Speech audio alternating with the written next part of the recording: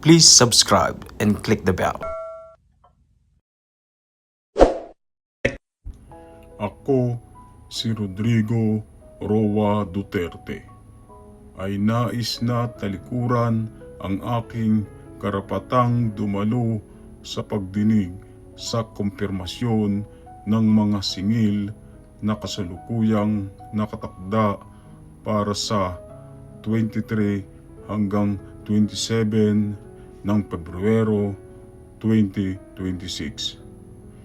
Naintindihan ko ang mga kahihinatnan ng aking pagwawaksi sa karapatang ito na lubusang ipinaliwanag sa akin ng aking tagapayo at nagtitiwala ako sa kanya at sa kanyang pangkat na hamunin ang kasapatan ng ebidensya ng prosekusyon sa ngalan ko.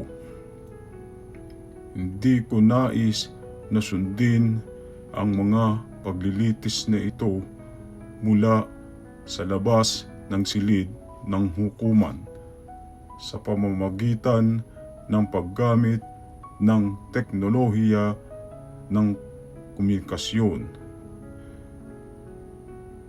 Ang orihinal na kopya ng waiver na ito at ang aking lagda ay nasa kamay ng aking mga abogado.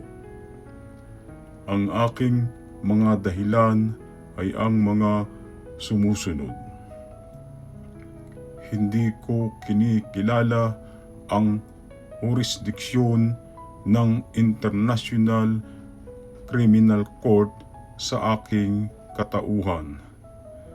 Ako ay isang mamamayang Pilipino na persahang itinulak sa isang jet at ipinadala sa The Hague sa Netherlands bilang tahasang paglabag sa konstitusyon ng aking bansa at sa pambansang soberanya. Ang aking pagkidnap ay pinadali ng opisina ng kasalukuyang presidente ng Pilipinas na may isang eroplanong espesyal na charter para sa layuning ito. Ang pag-aangkin na pinangasiwaan ko ang isang patakaran ng extrajudicial killings ay isang mapangahas na kasinungalingan.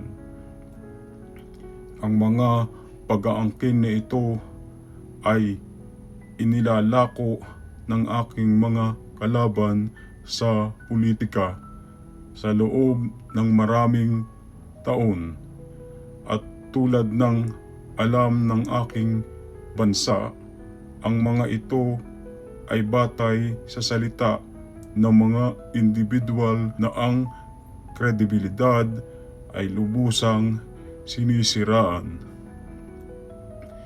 Hindi ko gustong dumalo sa mga legal na paglilitis na makakalimutan ko sa loob ng ilang minuto. Ako ay matanda na, pagod at mahina. Nais kong igalang ng hukumang ito ang aking kapayapaan sa loob ng selda na inilagay nito sa akin. Tinanggap ko na ang katotohanang maaari akong mamatay sa kulungan. Ngunit dapat malaman ng mga nagnanais ng ganitong kapalaran para sa akin na ang aking puso at kaluluwa ay nananatili sa Pilipinas.